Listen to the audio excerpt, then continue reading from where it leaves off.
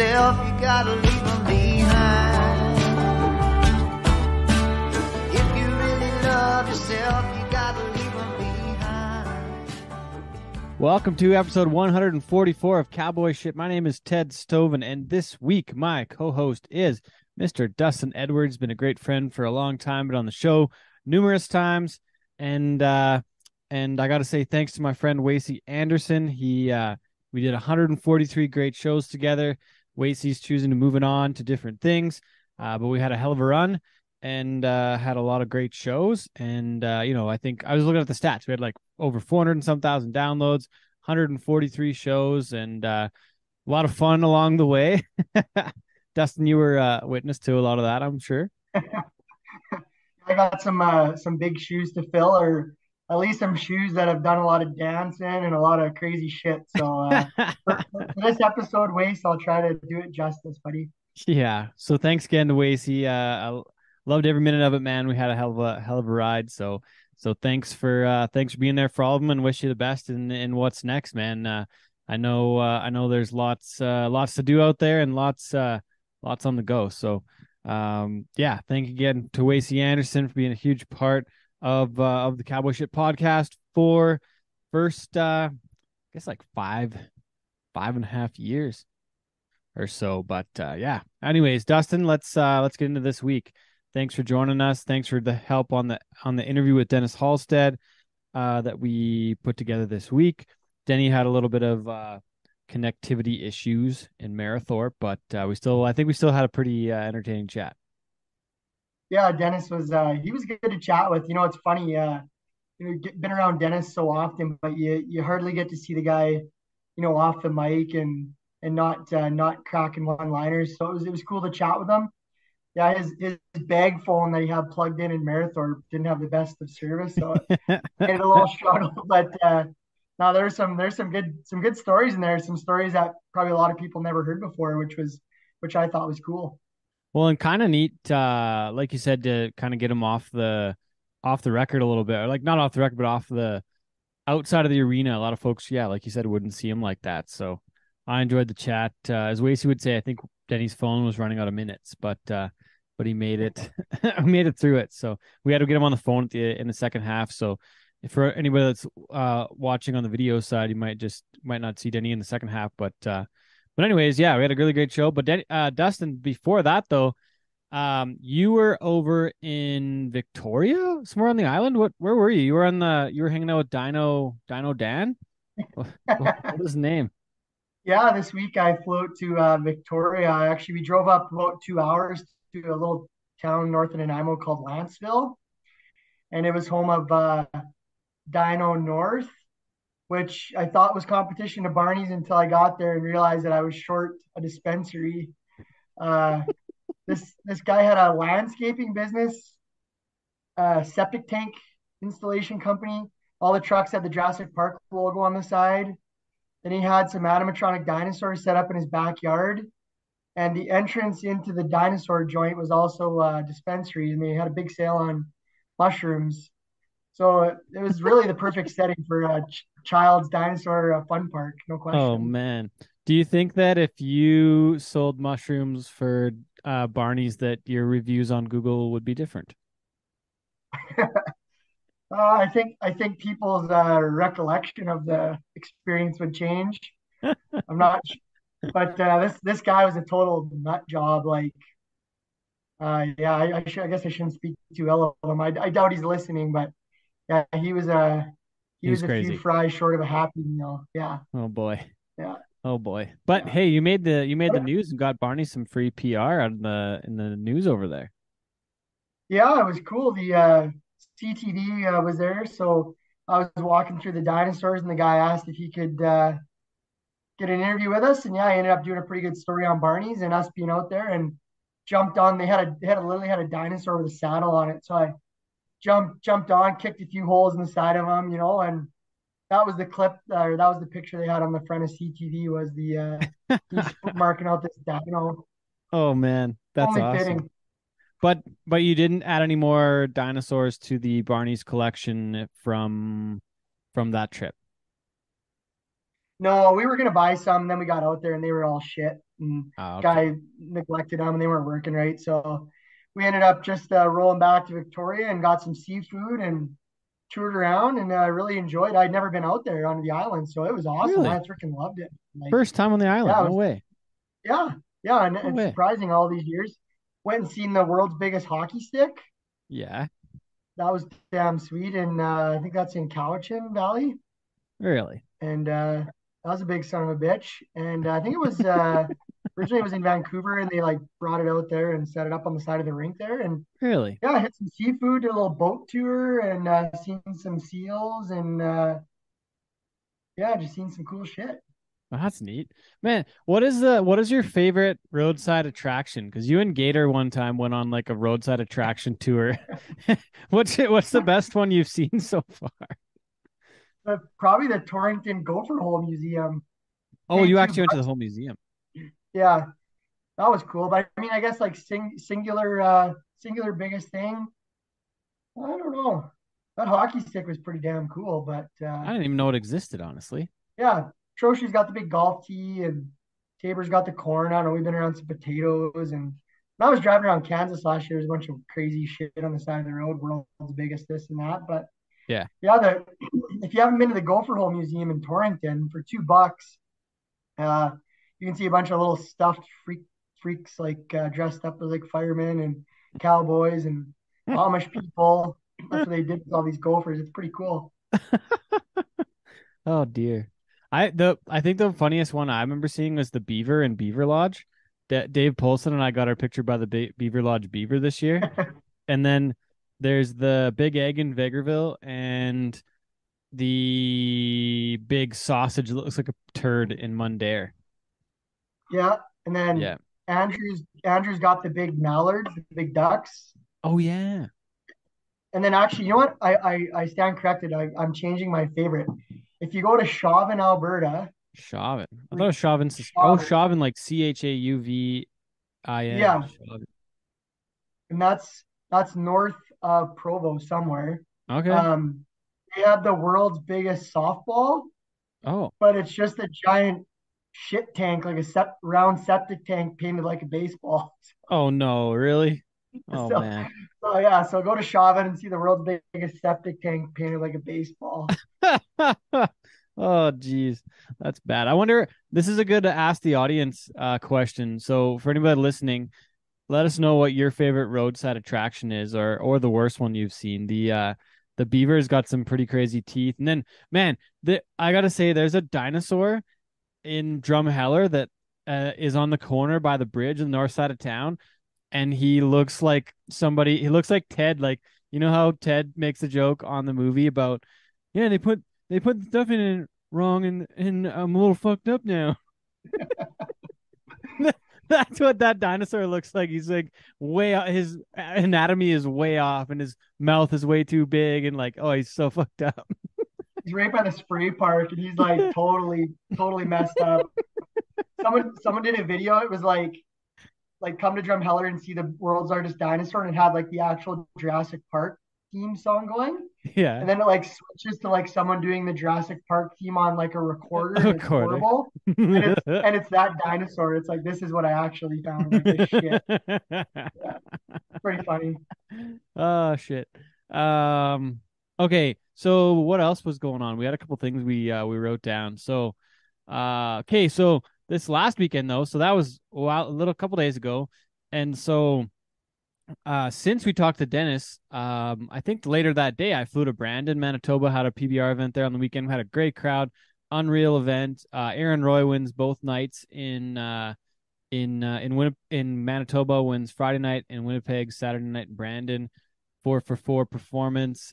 Challenges in the short round in Brandon and gets a challenge, gets the win. That was pretty neat. But the funniest shit happens on the road, just like what Denny talks about it later in the show. Just a little teaser for the folks. But we didn't even scratch the surface with Denny on all the stories he's got, I'm sure. But on Friday night in Brandon, we all kind of had dinner at the hotel, got in like kind of a little later, and got in, had a quick dinner at the hotel, had some chicken fingers, wasn't super hungry, but but I go to sleep for the night, probably get down at like midnight or something, whatever. And I wake up to some loud noises and a guy screaming his face off in the hallway of the hotel. And I'm like, what in the fuck is going on out there? And I didn't really want to do anything. Like I was like, what am I going to contribute? I'm probably the guy that's going to hold the hats in the fight. Like I'm just going to go pick up all the cowboy hats. Be like, don't worry guys, I got the hats. Got the hats. That was what Brinson said too. He's like, I'm the hat guy. I just go collect the hats, right? So anyways, I hear this commotion in the hallway and I don't think too much of it and just, like whatever. I don't think much. But then it gets louder and the guys are screaming and I'm like, what is going on? And it's like right outside my door. And I never really got up, but finally I hear some banging, like somebody falls into my door. And then this guy says, I can't see, because apparently his eyes are welded shut from the fight because they're all swollen up and messed up. And he's like, finally, he's just like, just taser me, man. Just taser me. So like this guy falls against the door and they taser him. And then finally I hear some handcuffs click. And like while this stuff's going on, I was totally sleeping in the nude. So I was like, this guy busts through my door. I don't want to be just like the naked guy in the room that just wakes up. So I got up and put some pants on, then went back to bed because I was like, I don't want to like wake up as the naked guy. So, anyways, the guy got tasered and and they handcuffed him and the police escorted him away. And yeah, moved on, had a good show. Came home Sunday, then drove to Grand Prairie. Now I'm back home again. Did you hear the electricity going through his body, or?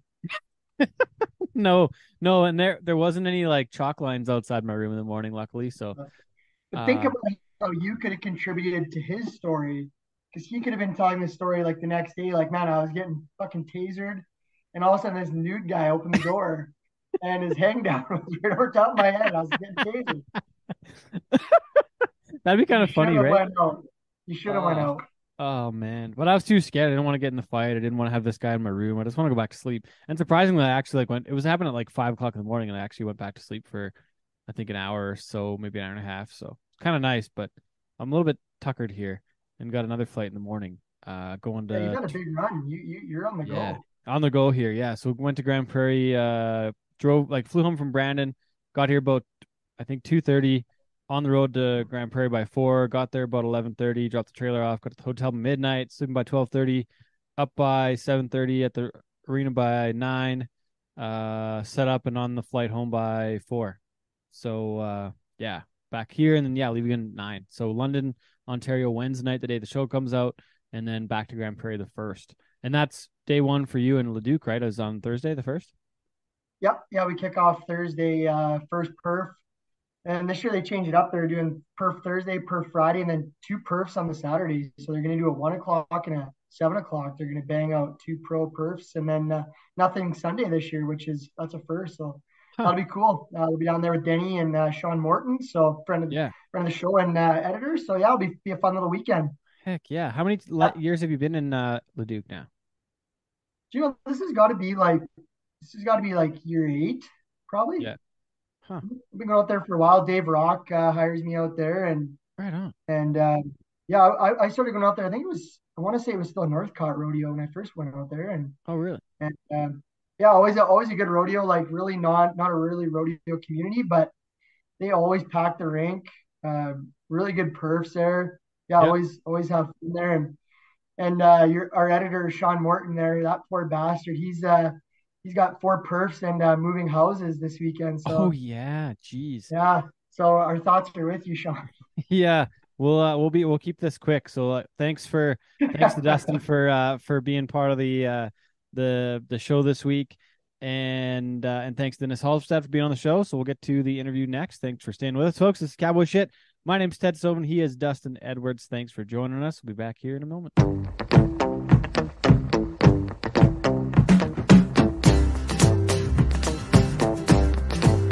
I've been down the Mississippi, down through New Orleans. Yes, I have. I've played in California. There ain't too much I haven't seen. Oh, they ain't. But I'm a rambling man.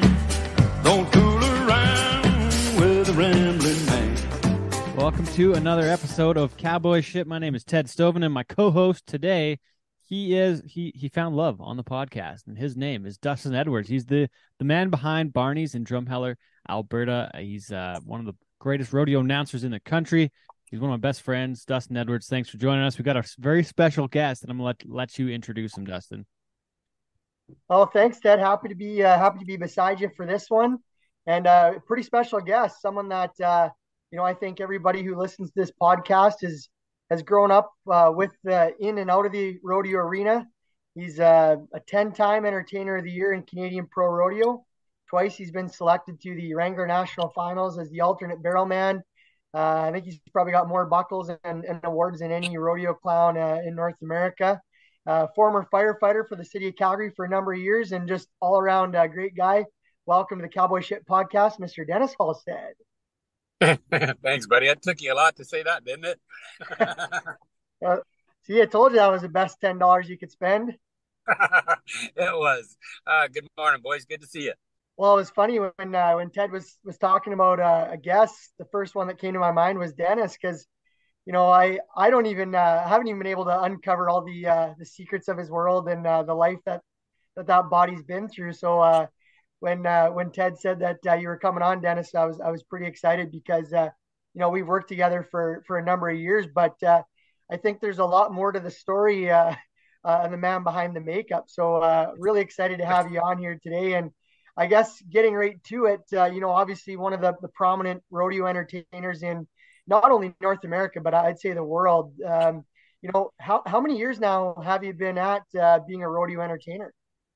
Actually, buddy, I've been pretty blessed. I've been almost 30 years now in my career. So, a lot of guys don't get to have the longevity that I've had. So I've been very, very fortunate. And like I said, I'm coming on almost 30 years now. So what was the very first rodeo that you worked in an official capacity as a rodeo entertainer?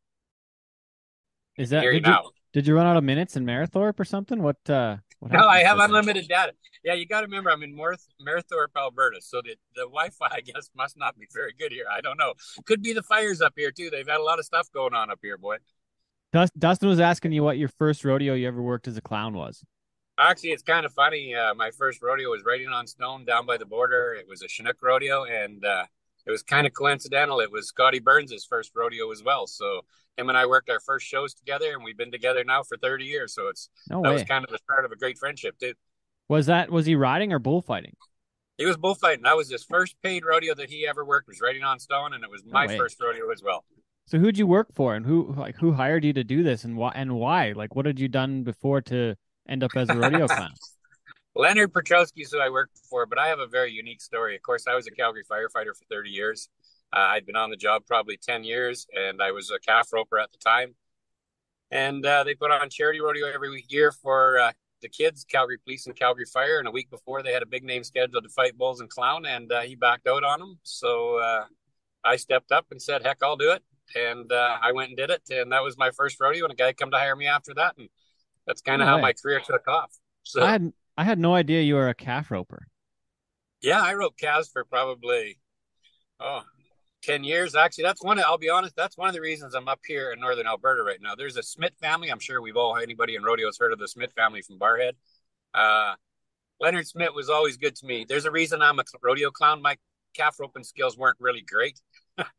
But that Leonard was always there to help me, and he was one of the greatest promoters of our sport to young people and trying to help people succeed in our sport. So I've always enjoyed him and his family, and that's one of the reasons why I'm up in Marathorpe this weekend is for them guys. Well, that brings me Ted to that podcast you just did with Sean Morton, and he was talking about going to like the Wild Rose Finals in Barhead and wanting to make it a big show for people because to a lot of competitors that's their NFR. And Denny, that's been an event, and even Marathorpe, I know, is a Wild Rose rodeo. That Wild Rose Finals that Leonard Schmidt used to kind of be the mainstay behind. That's something that you've kind of remained a part of, regardless of how big your career's gotten. And I think it's important. I think a lot of guys in my business forget where they started. I think I kind of have a little different outlook on the business than a lot of guys. I think my firefighting career has kept me very grounded and appreciated just what I have and where I've gone in the business.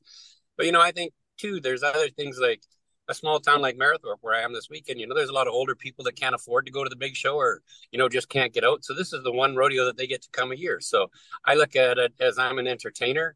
I'm very fortunate to be in the top 5 in the world right now. But if I can come to Marathorpe, help their show and entertain them, and maybe I can put a few more people in the building. So I think it's about promoting our sport, and I think we need to do more of it.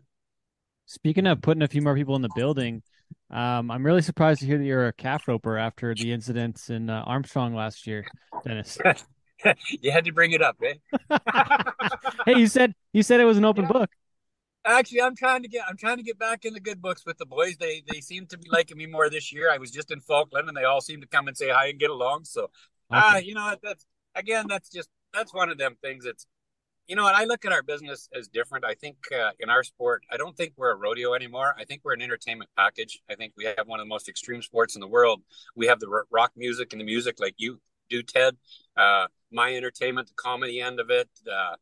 Dustin with the announcing and building the crowds. So I think we're more of an entertainment package, and we have to look outside the box now because of the graphics of our sport and the people that come to it are different now. So I think we have to play to everybody. But I think that's one of the big things. And the thing in Armstrong, I'll be honest, I love doing sing-alongs and flashlight stuff. That for me, that's one of the biggest adrenaline rushes.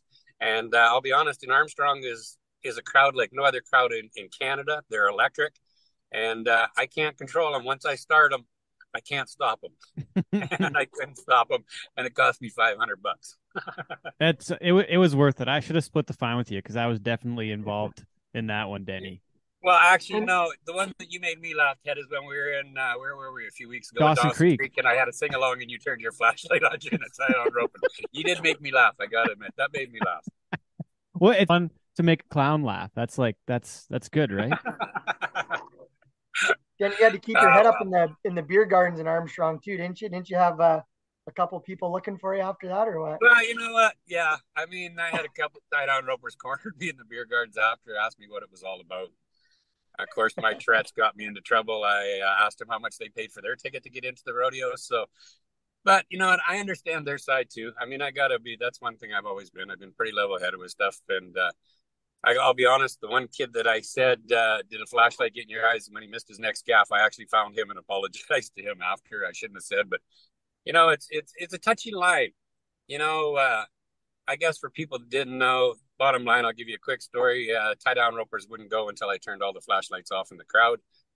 I understand their point, but at the same time, you know, these people pay good money to come to our show, and without those people, we don't get to rodeo. So, you know, it's a touchy line, and of course, I said a couple lines. I said, "Do you want me to dim the scoreboards, or do you want me to shut the midway off behind your open box?" So that's what I got fined for. So my Tourette's kind of got me in trouble too, and I apologized to the people I needed to apologize. So, and Maynard Bird's talking to me again. So Maynard's one of the big guns. So as long as he's talking, I'm in good books again. Well, and I mean, like, I think some of it was a bit of a misunderstanding, honestly. No offense on the calf roping side and your side or our side. Like, we're trying to put on a show, we're trying to entertain people, and I get that, you know, the lights might be a little bit distracting to somebody maybe, but like, you know, are they going to shut down the show for the calf roping at the NFR? Like, probably not, right? Like, they're probably not going to do an engagement like that during a perf like that. Maybe, but I mean, we're trying to put on a show, and you know, maybe we got to do it during the team roping this year instead, Denny. We'll just pick our battles, maybe. I don't know. Well, you know what? I'm going to be honest, and I mean, that's what it's all about when we're on these things too. And I mean, a lot of these big committees, and especially in British Columbia, you know, we got to be very careful. Our society has changed now, and you know, a lot of these big rodeos. I do some of the biggest rodeos in North America, and they want the sing-alongs and the stuff like that during the tie-down roping. They want to take a lot of focus off the tie-down roping up with the calves. So, you know, I think they got to understand too, there's a reason we're not trying to screw the tie-down ropers, but we're trying to work with the committee as well, work with the tie-down ropers as well. So, well, Denny, now that the world knows that you're a former tie-down roper from back in the day, you're probably going to be in their good books now. You're one of them. Well, that's what gets me about this whole thing. They think I was against them and everything, and yet they don't know. There's a reason why I can rope a calf with an extension cord. Sometimes. Okay.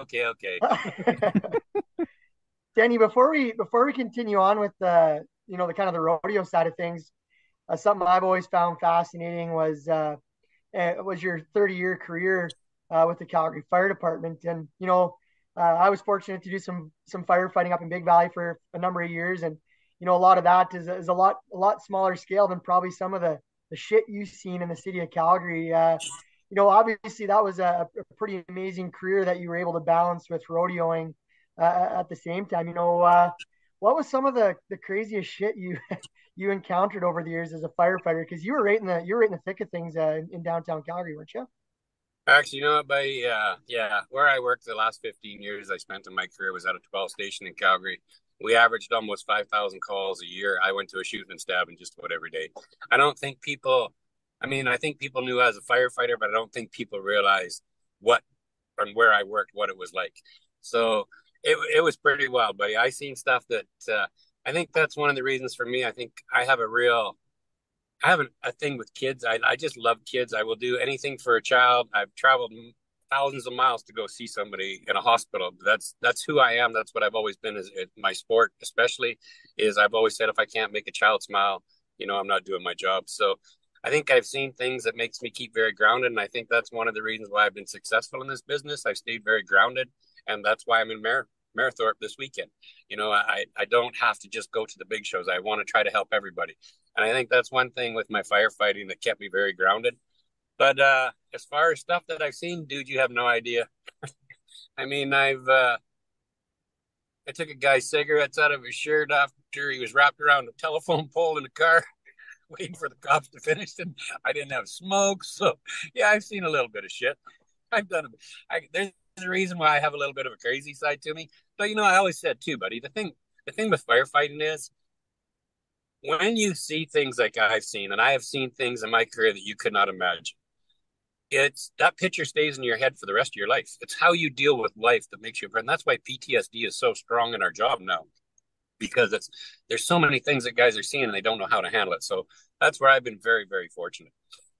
How do you guys handle it though? Like Dustin, I know you've had trouble handling it, like with your night terrors and your like these talking in your sleep and some crazy shit like that. But like Denny, Dustin, how do you guys deal with this? There's not much of a safety net either. Like you guys got to go do counseling or whatever the hell on your own. Like there's not a lot of support on those sides. I'll tell you what, buddy. I'll tell you, you just said something that's very true. Something, especially through my era, there was no counseling and all this kind of stuff. And PTSD, we were taught we're firefighters, we're macho, we're men. We don't let things like that get to you. But you know what? We're human beings. We're just like everybody else. And I'll be 100% honest with you guys. COVID hit me very hard, and I ended up developing PTSD 10, 12 years after I retired. Never in a million years did I ever figure my personality. I'm the most happy-go-lucky, love every day type of person. I never thought I would get PTSD, but it hit me through COVID, and I didn't know what to do, and it was there. It's not something you can stop when it starts taking over. So, but at least now we have the counseling, and there are people out there that can help you. And like I said, I think our era today is a little softer than the generation I grew up in. And I think the counseling is a big part of our job now, because things don't change. You're still seeing the same things I saw 30 years ago. You're seeing worse things now. Yeah, no, Dustin, what's I it like think for you? Denny, you hit the nail on the head there. Was the fire department pretty supportive of your rodeo career? I know that it's tough balancing a full time job and rodeoing because for a long time rodeo probably wasn't your main source of income. So were they pretty supportive, or was it a lot of work for you to balance both? Oh no, it was great. They were good. I mean, because I do so much PR stuff and TV and radio stuff, they always got positive press out of that. They were very, very supportive of me of that, and chasing my career. And yet I tried to balance the both because we could trade our shifts off. So you could work for me when you needed somebody. I could work for you. So no, they were very, very supportive. And there's lots of nights where I pulled in the middle of the night, slept in the fire hall parking lot, did my shift the next day, and then left back on the road. So I tell you what, my chicken, that wild looking rooster I have in my show, he spent a lot of nights in the fire hall playing tricks on people, actually. So, Did you lay some eggs in some guys' boots or stalls or what? actually, more in Cal. I'll be honest with you. I had a kid that worked for me. He was two-time Olympian. He was on the four-man bobsled team. He's a personal trainer, and he played for the Saskatchewan Roughriders. The guy is a beast. I mean, he is a massive man. Somebody told me he was afraid of chickens and birds. So one morning I stuck that chicken in the cupboard, and every morning he'd do his workout, and then he'd come and make us protein shakes. So anyways, this one morning I stuck it in that cupboard there. We wedged the door because we knew he'd head for the TV room. So we wedged the door on the other side, and we wanted to see how bad we could scare this son of a bitch. Well, he come down into the kitchen. We're all sitting there. I got a kid on his phone, like he's playing on his phone. He's recording it. We're recording this. And I said to him, I said, hey, protein shakes, bro. Let's go. Oh, yeah, Cap. Yeah. He walked over. He opened that cupboard door and that chicken flew out. And I'm going to tell you something, Dust. I fended for my life. I thought he was going to kill us all. There was chairs flying. He went to that door. We wedged. He hit that thing, come flying back. And he was throwing everything. And he would have killed anybody if they would have stood in his way.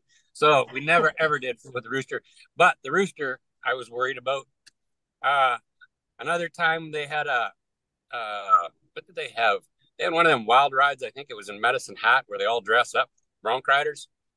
Logan Hodson dressed up as me in my outfit, and he rode my chicken with the bronc riding. He had him under his arm, wasn't it? Or was that Matt? I thought it was Matt Late. Yeah. I thought it was Matt Late.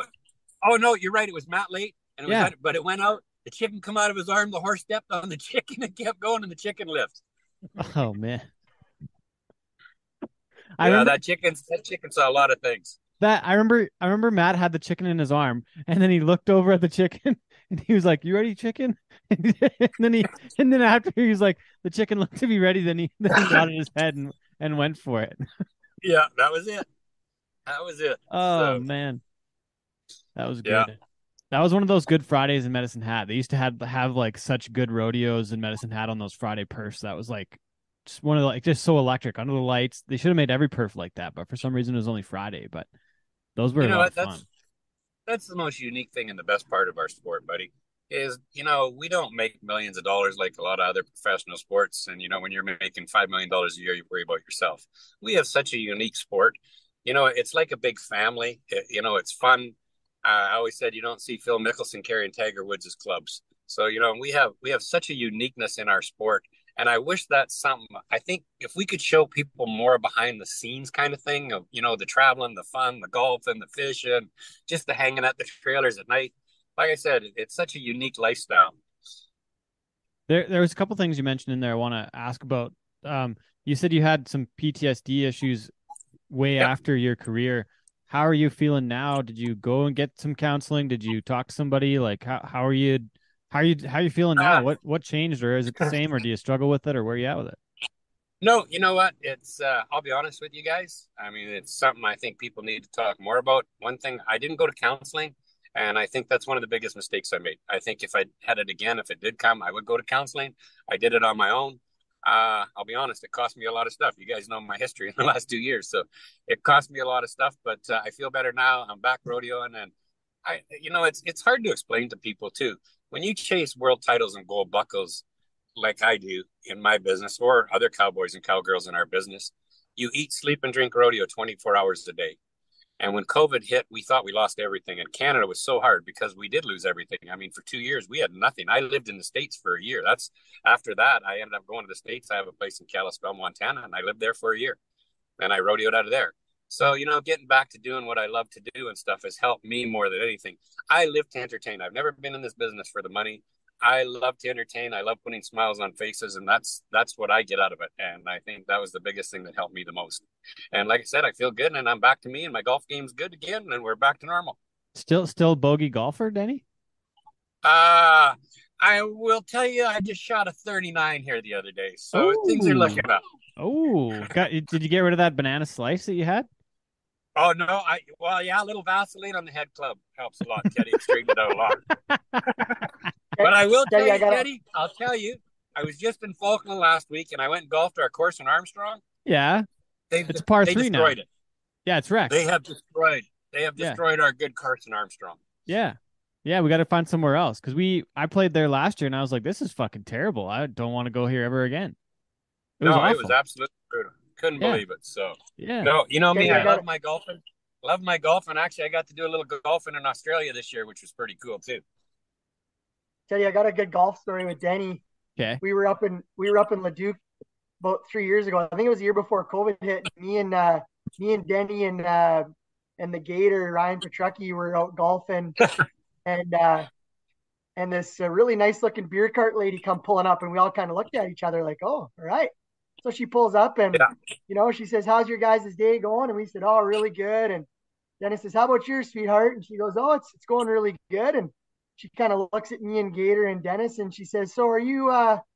She looks at Dennis and she says, "So are you just out having a nice day with your grandchildren, or or what? I'm not gonna lie, that hurt. That hurt. I still think I was set up. I'm not gonna give in. I still think you two set me up on that one. I never seen Dennis speechless, but that beer car girl that day rendered him quite Oh quiet. man, that's Actually, awesome. we've had some good times. Them golf tournaments are always. I don't remember, Dust, if you were with us the time that we were in Barhead doing the finals, and they always have their golf tournament up there. And I remember we're coming down a fairway, and one of the bullfighters' balls ended up in the other fairway, and they got all those big Christmas trees, those evergreens all along the course there. And we said to him, they said, just throw your ball over here. We said, there's no way you're going to hit it over them trees. No, I can do it. Typical bullfighter. No, I can do it. Anyways, he wound up, he smacked that ball, drove it right into the evergreen. And the best part is a squirrel dropped dead out of the tree. Killed the No squirrel. way. You would have never seen the squirrel. You couldn't see him in a million years, but a squirrel dropped out. And that squirrel rode on the windshield of that golf cart for the rest of the tournament. Oh no. I think it was Austin Meston, Dennis, if I remember correctly. Yes, it was. It was actually, who hit- because I was with him last weekend. He was working Falkland last weekend, and we were talking about it. And he had mentioned he was So for the talking rest about of the the- time he killed the squirrel. So for the rest of the finals, Dennis just randomly on the mic would yell "squirrel" during the performance, Squirrel. and we'd all get a pretty good kick out of it. They were going to get it mounted. They were going to get it mounted with the golf ball in its hand, but I don't know if they ever did. Oh man, that's awful, but funny. We had some good times. Good times up at them in Barhead at them WRA finals. That's for sure. Yeah, that was Oh, always man. a lot of fun up there. That's for sure. There's so many ways we can go, but like speaking of wrecks, I think we got to talk about Hannah, Alberta, Yeah. Denny. Yeah. Do you know which one I'm speaking of from Hannah and accidents in the rodeo arena? Accidents. Accidents. Yeah, I haven't done that act since. One thing I learned is never ask the president of a rodeo to be in your clown act if he's going to be drunk by the time the act happens. Oh no. So let's talk about what the act is, Denny, because I used to really enjoy that act, and actually, the last time I watched it was that night in Hannah. So why don't you kind of set the stage on kind of what happened? I kind of enjoy doing that act too till that happened. Now I'm scared to do it. What the act is I tell the announcer that I can defy all law of physics. If you put a man's bare feet in aluminum pots and he swings an axe, he can hit the exact same spot every time.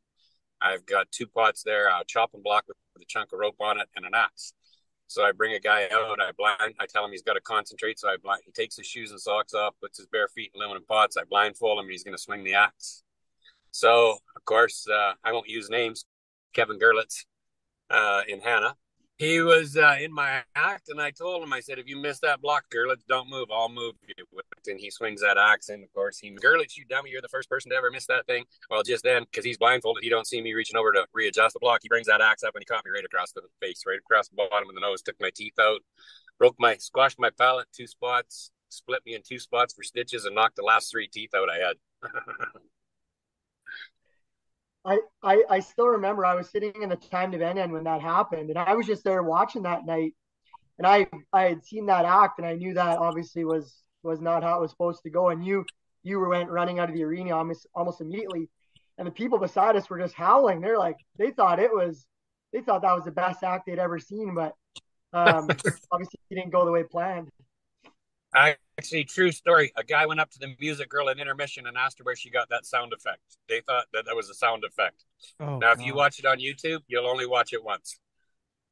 Because the axe kind of hit your mic and there was like a huge thud. It did sound fake almost.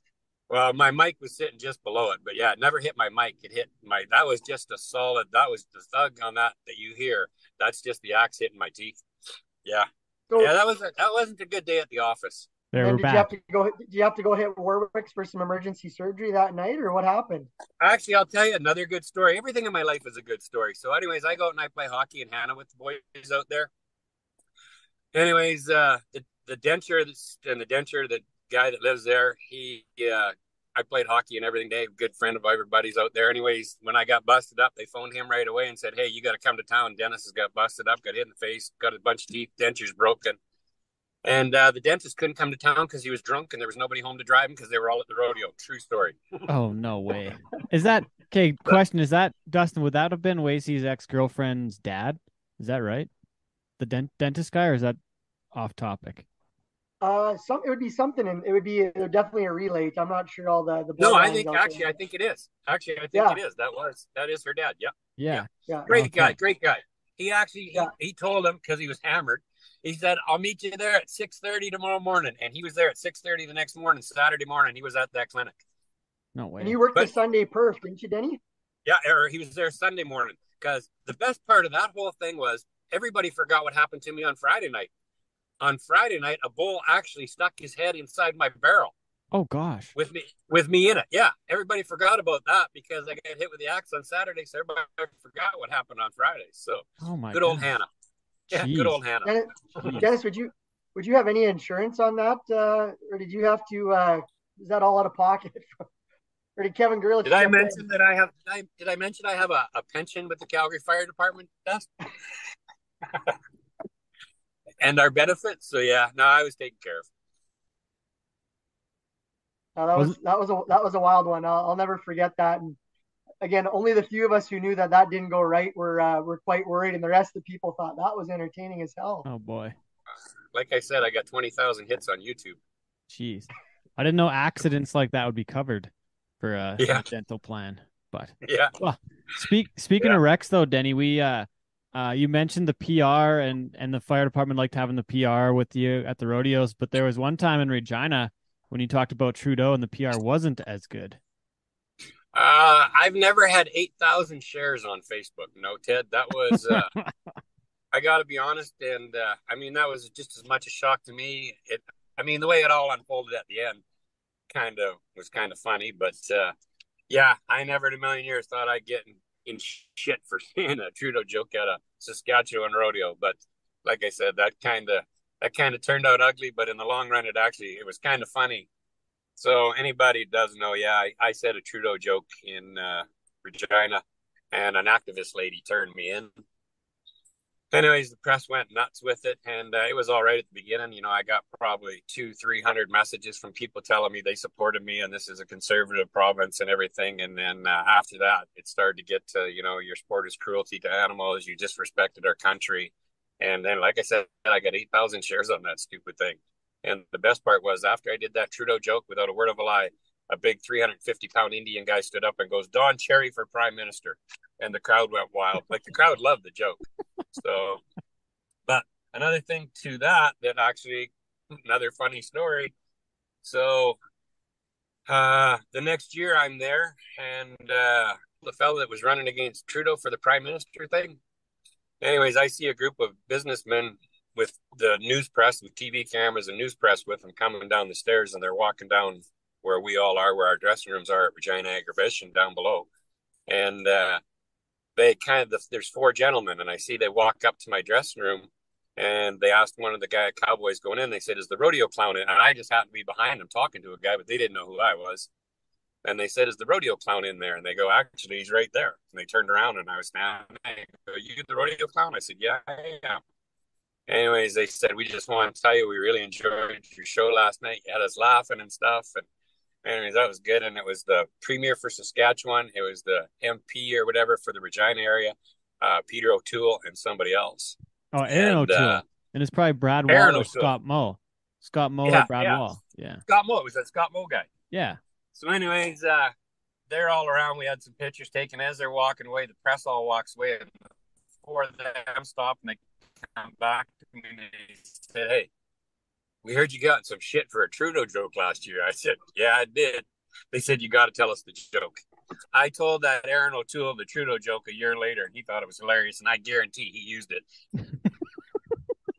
Only in my world. Denny, on that topic, the world has shifted quite a bit politically. Just everything's changed so much. The evolution of rodeo clowns telling jokes with political humor, that landscape has had to have changed a ton. What have you noticed in that respect of what jokes you tell and what lines you can cross and can't cross anymore? Because it's obviously changed. Yeah. Yeah, you got to be very careful. Nowadays, especially, it's just, I mean, it's the problem we have nowadays. Every joke that I use is going to offend somebody. So you just got to be careful where you use it, how you use it. Like a good example is, I do one where I said, "You know what an Amish woman's fantasy is?" And the announcer says, "No." I said, "Two Mennonite." Well, funny joke, but you can't say it in, like fall. You Marathorpe, you could probably get away with it up here, right? So you got to be very careful. Politics, you got to be very careful. I'll be honest, I haven't used the Trudeau joke since I got my ass handed to me in Regina. It's a great joke. I could use it in Alberta, especially right now. But you just got to be careful. So anything I do, if you watch my show, I talk about me a lot. I talk about my mother-in-law a lot. I talk about my family a lot. I talk about my wife a lot. So it's all stuff that relates to me. But at the same time, people will take it and go, hey, you're against women. You bash your mother-in-law and your wife. Well, people forget it's comedy. That's, people take comedy as serious things now. When I'm telling stuff, it's not, I'm joking about stuff. It's not serious. So you just got to be very careful because you're right. The dynamics have changed. But the other thing too, Dust, it's changed for us. I do more work than I've ever done in our sport.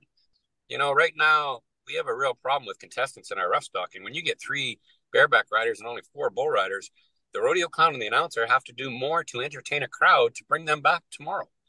And when you've only got 4 bull riders to end a rodeo, it's tough. Or when you only got 3 bareback riders to start a rodeo, it's tough. So I found that we've got to work harder and do more now to entertain our shows than I had to 15 years ago. What goes into, I guess, with that, when you talk about your show and what works and what doesn't, what inspiration do you get for new jokes, or what kind of guides your show, and what kind of humor you use and your acts? Like where does the inspiration come from when you add anything new in? I see different stuff. I'm watching all the time. I'm listening to stuff all the time. Things that work for me may not work for somebody else. Like I said, I've had other clowns, I've given stuff to that I know isn't going to work for me to my style, but yet it'll work for them. So I kind of, it's like that. I got one right now that I just said, I'm trying to get the Son-in-Law of the Year award. And of course, it says, well, what's that? I said, well, I just bought my mother a beautiful gold bracelet. Well, he says, that's very kind of you. I said, but she freaked. She didn't like the saying on it. I said, well, what's the saying on it? I said, do not resuscitate. So funny joke talking about my mother-in-law, but somebody can take that serious at the same time, right? So like I said, our whole world has changed when it comes to that comedy end of it. So you just got to be very careful where and what you use. Well, I agree with you. And then jokes are one thing, but hauling around a trailer and acts, that's a whole nother animal. And I guess, when I look at rodeo clowns and maybe even versus entertainers, there's guys now that don't do any acts at all, and it's strictly just entertaining or hype man or walk and talk. But a big part of your show is your acts. You know what? Flint, I'll be honest, Flint has changed the business. Everybody tries to be a Flint nowadays. They try to do the walk and talk and no comedy, just play off whatever's happening. And I'll be honest, you can't. There's only one Flint. There'll never be another Flint. I'm still old school. Lisa Harris was my mentor. So for me, I'm still old school. I like the comedy end of it. I like the act end of it. And for me, I've got 20 different acts. So I like mixing it up. I like doing stuff. Like last weekend I was flying my bathtub, and this weekend I might drive my motorbike. So I enjoy doing the acts, but I think a lot of guys have lost, and that's why, a lot of guys don't get good reports back. People say they suck because they try to be a Flint. You can't be a Flint. You have to develop your own style. Let's talk about the bathtub. I know, Ted, you had that on our list. We got to talk about the bathtub because there's not a lot of people that jump a bathtub through a ring of fire. Where did that come from, and who built the first protege tubmobile? I did. You know what, buddy? It's just all those nights of traveling, your mind, you're thinking all the time of acts, and I don't know. I just kind of thought about something. I wanted something different, and everybody kind of had a car and different stuff. And I thought about a bathtub, something that could shoot water, and I could jump off a ramp and burn a ring of fire in the bathroom. And that's kind of how it started. So, yeah, and I've done that act 1,000 times. Have you ever had any wrecks in the tub? Oh, you have no idea, buddy. Yeah, I've had where they didn't put the legs out in the ramp, and I hit the ring, and it wrapped around the gas tank. It caught on fire. It was in Kindersley, Saskatchewan. The whole tub caught on fire underneath the gas tank. I pulled the fire extinguisher, being a good firefighter. I hit the button and shot myself with the fire extinguisher. On purpose or by accident? By accident. I thought I was shooting it the right way because it was behind me, so I went to shoot it behind me, and I shot myself. And oh shit, yeah. Yeah, Oh, I've man. had some ugly wrecks. Well, I was gonna say, like, is the Kevin Gurlitz wreck the worst wreck, or is there something else that you've had to happen that was close to it? Or yeah, I think my worst wreck was in Armstrong when Shiver and Shake got me. oh, anybody that remembers Shiver and Shake, probably one of the most deadly bulls we had in Canada. Uh, as soon as he bucked the guy off, you had to have that gate, he would leave. But if he didn't have that, you didn't have that out gate, he'd come back and he'd hook anything. And of course, the gate guy standing on top of the gate, watching it, not opening it. Bull come back in. He stuck a horn up. Actually, Tom Cassidy's horse's ass, ripped his horse bad. And I was along that fence, and you know how they got that tall fence in Armstrong. So I just screamed at him. I just screamed at that bull, and of course he come 1,000 miles an hour. So I just jumped up on that fence and I grabbed that top pipe and I just bent my legs, figuring he'd go right by me. And that son of a bitch hit me underneath the legs, threw me up in the air, and I come down on that pipe, and I broke 4 ribs, and I just about lost my spleen. Holy shit. So, yeah, that's that to me. I still got 2 ribs that stick out that shouldn't. So, no, I still remember that one. That was an ugly day, that one. But that would have to be about my worst wreck. Holy shit. Was that like Sunday or during the middle of the rodeo, or when was that? Like, did you still finish the rest of it? Last perf, second last bull. Oh boy. Jeez. Yeah, I got my bell rung there. I don't know if you've seen my new truck. I always bug Brett Monnier because that Buckington got me in Armstrong a couple years ago. The bull was leaving the arena, and old Brett slipped in and just kind of threw a little fake on him. He brought him back in the arena, made a pass by him, and then that bull seen me, and he beat. I didn't have to go to sports medicine. Sports medicine came to me. Oh, dang. That's a bad So one. I got a few in Armstrong. Okay, so I got to go back to Axe and a few things here. I got a couple things that our friend and editor of the show, Sean Morton, brought up. So he had a few things. He's wondering, Sean was wondering if you've had any silly string incidents over the years, if the silly string has gone horribly wrong. Yeah, actually I did. I sprayed a guy's jacket, and he come after and told me I owed him $700 for his leather jacket that I wrecked. So what'd you do? The one that always used to get me into trouble was my T-shirt gun. I remember one time I was at a rodeo and I shot the T-shirt off, and I hit an old lady in the side of the head, knocked her glasses right off her. Program went flying. Holy shit, I got a lawsuit for sure. That rodeo ended. I went right up to them bleachers and I said, "Ma'am, I am so sorry. I apologize. I hope I didn't hurt you." And her kids were all around her laughing, thought it was the coolest thing that I hit Granny in the head. And so did she. So, yeah. Oh man, so the silly string though, did you buy the guy a new jacket, or did you buy him a beer, or what did you do? Did you just tell him like? I told him. I gave him my address and stuff, and said, "Send me a bill. I'd be more than happy to pay for your job." I mean, what do you do? I pretty well have to, right? Yeah. And I never did hear from the guy. So I know there's lots of times I piss guys off because, like I said, I always throw candy to the kids, and you always get some adult. Every time somebody will grab one, and as soon as I do, I nail them with silly string.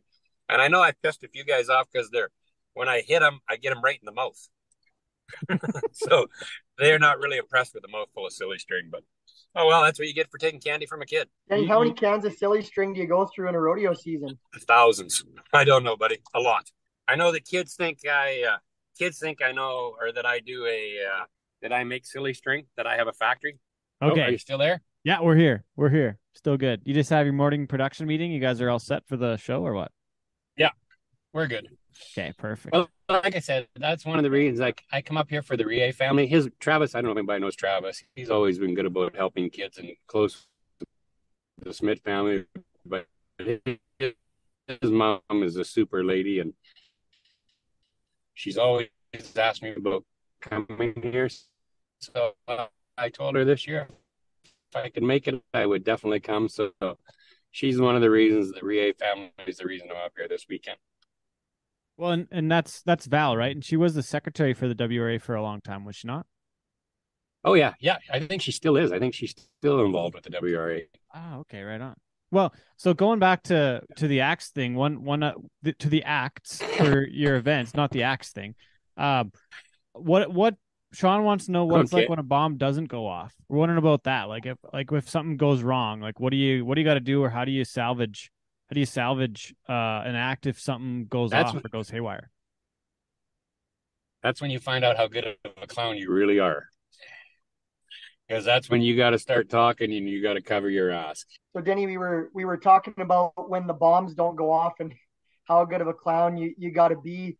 Are you a licensed pyrotechnician? And what's your batting average on the bombs actually going off percentage wise? Because I know over the course of our career working together, I would say you got to be at least 80%. Hey. I would like to think more at 90, to be honest. Yeah, you know what? There's those days that things don't go right, and I mean And like I said, that's when you find out how good of a clown you are, because you're going to have to talk real fast. But like I said, a lot of times when the act goes south, that makes it even funnier. People love that. What's your favorite thing to blow up? My bathtub. I love doing the bathtub act. That's for me. That's always been my act. I love it. You mentioned kind of being tired by the fall. What's the burnout like for going to all these shows and being on the road all the time? And like it's got to be tough on the relationship side of things, honestly. And it's unfortunate, but when you're gone Yeah. that much, that's got to be tough. And seeing your family and missing, you probably haven't been to many weddings over the years. Like it's a different lifestyle. A guy's got to live to work and be successful at these events. Yeah, you know what, buddy? I don't think people realize the commitment it takes. And like I said, when you're chasing gold titles and world buckles, and yeah, I'm gonna be honest with you, it costs a lot of relationships in our business. If you look, there's not many rodeo clowns that, stay married. It's a shitty deal, but and it's tough. Like I average about 120 to 130 performances a year. By the time I'll leave here, I got 2 more shows here, and then I go to Reno for 10 perfs. Then I go to Livingston for 5. Caldwell for 6. Just I by the time I get home in September, I'm burnt out. And I got to be honest, my age is catching up with me. The last couple of years, I definitely don't heal like I used to. I used to be very lucky with healing up, and I don't. And burnout is big, big. But you talk about family stuff. I think that's one of the things through COVID and everything I went through the 2 years. I think it makes you just appreciate. I think we take a lot of stuff for granted. And I think it just made you slow down a little bit and appreciate that we're still pretty lucky to be able to have what we have and still to be able to do what we do for our lifestyle and living. Do you think you'll continue to be in the barrel for quite a long time, or do you think you'll get rid of the barrel at some point? And with where you're at, like I'm not saying you're old, but I'm just saying, like you just said, you're feeling like you're a He's little old. tougher to tougher to heal up, right? Like You're being off. You're being off. You know what, buddy? I'm 63 years old and still working my barrel and taking a hit. There's a lot of guys. And I'll be honest. I had a kid that phoned me. He's in his 30s and he goes, "Hey, can I work a rodeo without a barrel? I'm just getting tired of getting hit in the barrel." And he's in his 30s. I'm sitting here at 63, still getting my ass handed to me. You know what? Rodeo clown, that's part of the job is working a barrel. And I still love the adrenaline. I love the adrenaline getting hit, but I mean, it's definitely it. I mean, hitting that barrel. I mean, it's not what people. So yeah, but I don't ever see myself work a rodeo without working my barrel. That's who I am. I don't know if I could do that. So, and I get now, I got rodeos that are trying to hire me 3 years out and 4 years out, and I tell them right up front, at my age, I don't sign, 3, 4 years down the road. I go year to year. So, Dennis, do you see a time in the next 5 to 10 years where anyone that's coming up in rodeo opts to go the kind of entertainer hype man only route just to avoid doing acts and barrels, or do you see that it's something that there'll be enough guys to kind of carry that way on with working the barrel and kind of how you operate in the arena? well, you know what? I think a barrel you have to. I don't think you eliminate a barrel. I mean, barrel also has a very important part in rodeo. It's a safety net island for your bullfighters and your bull riders. That's even though we make it look funny and stuff out there, it's you're there for a reason. Like last weekend, I had I think it was Coy Robbins. Bull tracked his ass down. He come to that barrel.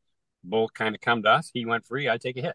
So there's a reason why that barrel's there, and it saves people, and it's a good safety valve for your bullfighters. So I don't think you can ever really take a barrel out of rodeo. And I think the guys that will try to do that and guys that'll try to just do that no barrel, I don't think they'll be very successful. Jenny, you've mentioned a couple times today about chasing gold buckles and in your intro we talked about your twice been to the NFR as the alternate barrel man. Probably a lot of people don't know, and I think I remember being with you a few times over the years when you've been waiting to find out. It's kind of a process, but what is the process to get to the NFR? Because it probably a lot of people don't know how it really works. It's not just, hey, we're going to pick one guy and he's there. It's a process, isn't it? Well, yeah, because we get paid every rodeo, so it's not like a Cowboy or Calgary where it's the most money, the top 50 go. For us, it's a little different. So what happens? Performance, there's so many rodeos to qualify, and then there's probably about 100 people, I guess, or 150 people that vote between bullfighters, announcers, judges. Everybody votes on all of us, and out of that, they pick the 5, and then when they re-vote again on just the top 5, and the top 2 go. So yeah, so like you said, I've been very fortunate to go twice as the alternate. I think you have to be realistic with yourself. Again, back to my firefighting, it's kept me very grounded. I'm very realistic with myself when it comes to goals and stuff. And I'll be honest, getting the alternates like an NFR for me. To be a Canadian and an American, the top 5 are all super, super guys, but they are all American. I'm a Canadian in an American market in the entertainment business. And when it's a list, then most of those guys down there, right? Being a Canadian. So, like I said, just being the alternate for me. No, it's okay. Yeah, sorry. We gotta thank Sean Morton's hometown of Mayerthorpe for having shitty phone service. Yeah, where is that son of a bitch? I figured he'd be here by now to buy me coffee. Yeah, he said he's in Dawson Creek today, and he's got to go to Lac La Biche tomorrow to that thing at Caslin. Oh yeah. So Denny, we were just talking about the NFR and getting down there, and twice been the alternate. You've also been the entertainer of the year in Canada, 10 times against. What I think over the years is there's been some really good guys in the running, and you've also been a part of the Canadian Finals Rodeo, and now the last number of years the CFR is elected to not have a clown there. What's kind of your thoughts on them not having an entertainer as part of the Canadian Finals? Be honest with you, I think it's absolutely bullshit. But I think we pay cards, and I think everybody in the Specialty Act deserves an equal opportunity to be at the Canadian Finals like everybody else. And I'm not saying it has to be me. As a card holder in our association, each one of us in the Specialty Act and part of our association deserves equal opportunity to go to the Canadian Finals like anybody else. And, we have some great talent in Canada, especially in the Specialty Acts as well. And the thing I hear from people, the biggest complaint I hear is that our Canadian Finals is just a normal rodeo. There's no excitement to it. And I think there needs to be more crowd interaction. I don't think as a rodeo clown, I don't think you work it like you do other shows. I think your time is very set. Simple things like the sing-along thing, it's a 3-minute thing. Shooting T-shirts to a crowd, 2-minute thing. But it brings that crowd energy out. And I just think we need a little bit more of that crowd entertainment and involvement. And I'll tell you, like we talked about earlier with the barrel, that barrel is there for a reason. You, as the CPRA and the CFR, you have an obligation to make that arena as safe as possible. And one of the safety valves of a bull riding is the barrel. So by taking the barrel out, you're eliminating the safety valve. You're not providing the most safest arena you can for your bull riders. So that's kind of always been my thing. And I'll be honest with you, I was never a fan when they went to the 3 bullfighter thing at the Canadian Finals. I don't believe in that. I think we only have 12 bull riders. I think 2 guys was sufficient. I understand the PBR has 3, but they also have 50 bull riders a night. I don't think we need 3 bullfighters for 12 guys. I think it was good the way it was with the alternate. And of course, in the long run, that cost us not being at the CFR. What do you think about what are your thoughts on when a guy like Flint got to go? Like, nothing against Flint. He's been on the show. He just retired. He's a friend of mine, probably a friend of yours too, but it would have been kind of crappy for you in your shoes, and probably Ash too, to go work all these Canadian rodeos all year, and then at the finals they bring a guy like Flint in. Like, I could imagine that'd be a touchy point too for years, right? Yeah, for sure. I mean, that's a bit of a kick in the ass. There's no question about that. But at the same time,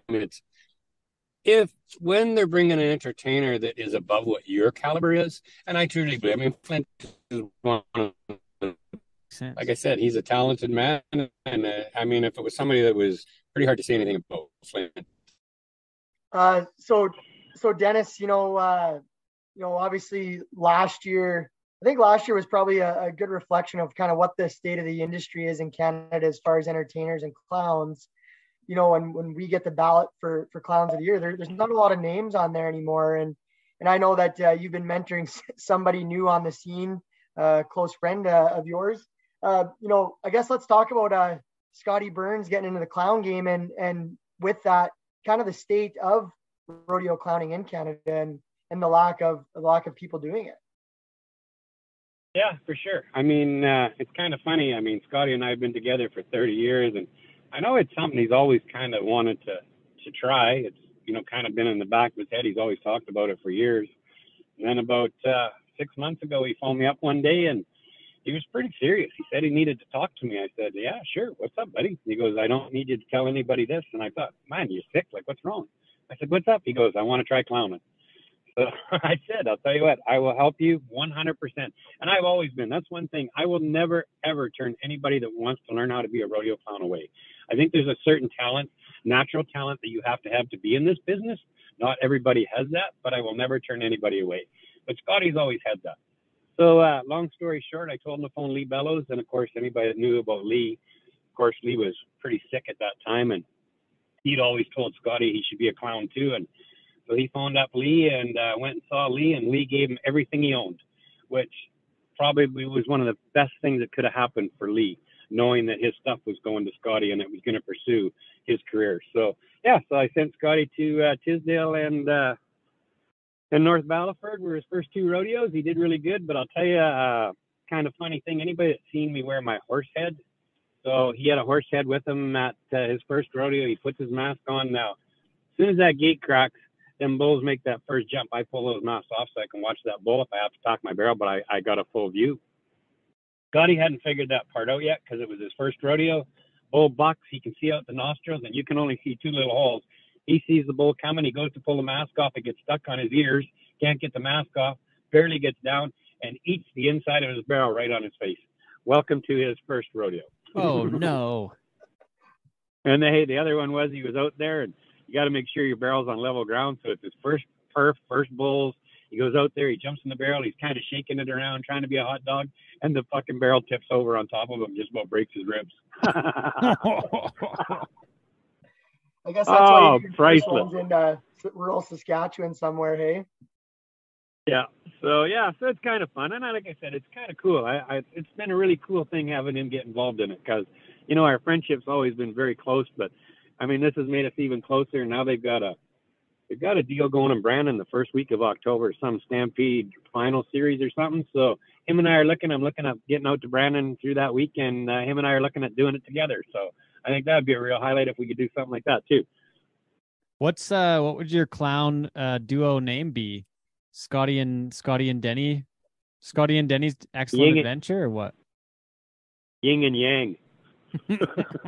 Hey Dennis, with that said, have you ever co-clowned a rodeo? Have you ever had 2 clowns? Because I've heard of that in the past where they've hired 2 clowns to work perfs. Have you done that up here? Oh yeah, they for 8 years it was me and Liesl Harris. That's how Liesl Harris became my mentor. For 8 years, the Calgary Stampede, Winston would hire Liesl and myself. So I worked with Liesl for years, and then I had a really cool thing last year. I was in Helena, Montana, which is, if you ever get a chance to go to Helena, Montana, it is the secret of Montana. It is an unbelievable rodeo. But they hired Troy Lerell, who's the wild child, and Troy and I are very good friends. Anyways, the Ram National Circuit Finals, the first year that they had it in Kissimmee, Troy and I both qualified. I qualified as the rodeo clown barrelman. He qualified as a specialty act. And they let us work together there because you had to set up Troy's act. So that we did it the first day. They liked it. So they let us run the whole finals with both of us. So it was really cool. And then last year, Helena brought us in. And, it's awesome. But, you know, you got to be careful who you do that with because there's a lot of strong personalities in our business. And me and Troy are just no ego type of guys. Like we just love it. We don't try to compete against each other. We just go to have fun. So I really enjoy it. I mean, it's something we don't get to do a lot of, so the chances that we do, it's a good time. But like I said, you got to be careful. You couldn't do it with all rodeo clowns for sure. Dennis, did you work that COVID rodeo by yourself, or what happened there? Yeah, that COVID rodeo cost me. we had to touch on that. And you know what? I'm going to be honest again with you guys. That's when I was going through my PTSD and everything, and things weren't really good in my world. I needed to be back. Like I said, I've never been in this business for the money. I live to entertain. And being out of the rodeo arena for over a year like that, and I figured our sport was done in Canada. None of us knew where the future of this world was going. And I needed to get back in a rodeo arena. And I went and did that rodeo for Ty. I would go back again today and do it again if I had to. And, I mean, it cost me. I know the CPRA, I'm not going to lie, CPRA held it against me. That's one of the reasons why I haven't been at CFR the last 2 years. It cost me. But in the same time, what it did for me going through what mentally I was going through, I needed to do it. And like I said, I would go back again. So kind of my thing. You've been part of is it the Royal Easter Fair in Sydney, Australia, Denny? Is that what that is? You've been there a few different times. We just had to touch on that a little bit and talk about that. And then I've got a couple other things I want to get to, but that was a big one because you've talked about it lots. It's surreal. It's one of those shows, Ted, you can't even, you almost have to see it to believe it. I mean, we think the Calgary Stampede is a big show here. This thing is twice the size of the Calgary Stampede. They got 2 midways. That's how big it is. It's on the grounds of the Olympics, where the Olympics were. So we're actually in the baseball stadium, and we have 25 to 30,000 people a night in a stadium. and they are just wild. But it's not like the Calgary Stampede where you pay to go to the rodeo and you pay to go to the night show. When you come in the gate at the Royal Easter Show, and I think they were at 1.7 million people are through their gate, is what they put through. But when you come through their gate, everything's free. So that's why we have 25 to 30,000 a night. So the rodeo runs for an hour, then the night show runs for an hour shortly after that, and then the fireworks. So it's all one show together, and it's free. So it's incredible. And I always said, Aussies are like us. They're very easygoing. They're like us Canadians, but they're like drunk Canadians because they take it to a whole different level over there. But it is absolutely one of the coolest shows I've ever worked in my life. And I've been there. I think this was my 5th time back to Australia now. Is it all the major rodeo events, Denny? Like it's structured just like rodeo here, essentially? No. They run over there is they run bareback, saddle, bronc, bulls, and steer wrestling. That's only the 4 events they run. And the first year I was there was the coolest thing I'd ever seen. The steer wrestling, they run 2 guys at the same time to race car lights. That's cool. Showdown. Yeah. That's pretty awesome. Yeah. And then I always said, I told the Milan boys here, I said, next time you have a jackpot, you have to do this. Match everybody up fairly equal, and everybody just keeps going to the next round. It was very cool. And the crowd loves it. No way. That's a good idea. I wonder if you could have dueling bull rides too. That'd be a little dangerous, but why not? Yeah, why not? Denny, one thing I wanted to ask you, and I ask this with all due respect to what you do or whatever, but staying fresh, you know, and I'm sure after you go into some places for a long time, people say, "Oh, we've heard your jokes." How do you decide with what works and what you can keep reusing and stuff that kind of stands the test of time? Because there's got to be an art to that, because I'm sure there's lots of guys, and we probably say this because we all travel together so much, where it's, "Oh, I've heard that," or that one's always kind of funny, or that one makes me laugh, or it seems repetitive. Do you find that often, or are you just kind of able to be like a country singer and just keep kind of rolling and doing your shows week in and week out? Yeah, that's what I tell people. George Strait doesn't sing different songs every town he goes to. But I'll tell you what, one of the gifts that I've always had is I have something that Lisa taught me, but I have joke sheets that I carry in my back pocket. Very seldom do I ever pull them out. There's probably over 300 jokes on that sheet. I never pull it out. It's more for security in my own mind. I don't know what it is. There's a lot of things I'm not exactly, college wasn't an option for me, but when it comes to jokes and that kind of stuff, I can remember stuff and have stuff in my head. And if you watch my show, every performance I try to use different material. I won't probably use the same jokes every rodeo. And the next year I go there, I try to use stuff that I didn't use there the year before. So it's been almost 2 years since people have heard. And when you get 2 and 3 years out, people don't remember the joke. So that keeps it fresh in itself. But you can't keep using like the Balzac joke every day. And there's a lot of guys, and I'll be honest, and a lot of American guys, they do the same show, the same jokes every day, same act, same jokes every day. And by the 3rd day, you can tell exactly what joke they're going to do, what act they're going to do. And they do that every year, same thing every year. And that's a lot of the style. A lot of guys, that's the majority of the style within the clown industry. But for me, I've always been different. I like to have a variety. And like I said, I try to use different stuff as much as I can, and always looking for new material too. How important it is to have, obviously we work together lots, but how is important is the announcer for setting you up and kind of like leading you to success in the arena? And I don't say this to brag, but a lot of the times there's a lot of material that we got to make sure we're on the same page on it. How important is it for you? And have you had any real battles with certain guys when it comes to making sure everything goes good in the arena? I'll tell you what, buddy, 100%. Announcer is 100% of my show. We are a team. As a rodeo clown announcer, you are a team. And without a good announcer, my show isn't good either.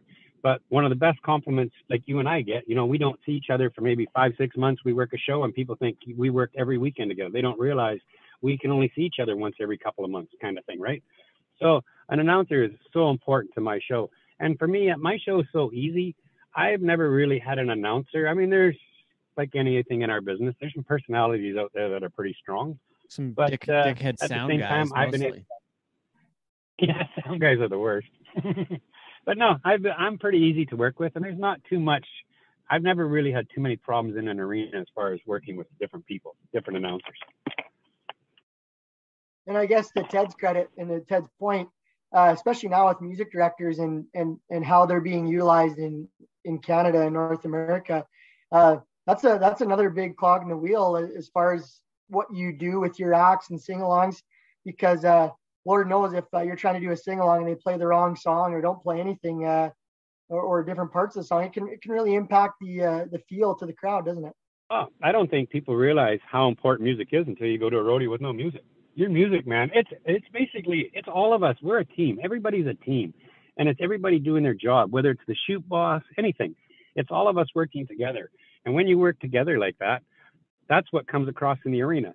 So if you have an announcer that doesn't work with a clown, that shows in the arena. If you have a music person that screws up and has a terrible selection of music, that shows. So it's all of us working together. But I'm a huge believer. I love music, and music brings out the energy in a crowd.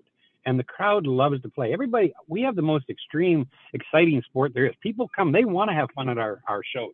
But I think we have to bring the energy out of them, and that's what music does. And that's why every rodeo after my introduction, I always crack a good long one-liner, and then I go to the crowd with Moni Moni or Life is Life something. But we have a clapping song, and it just starts that energy for the tone of the rodeo. Dennis, speaking of being a team, we're always in these production meetings before the shows. And so this story goes back to Dustin actually meeting his current partner, Allie, on the podcast. And so I was at a rodeo in Swift Current, and we're in the production meeting with our team getting ready to do the show.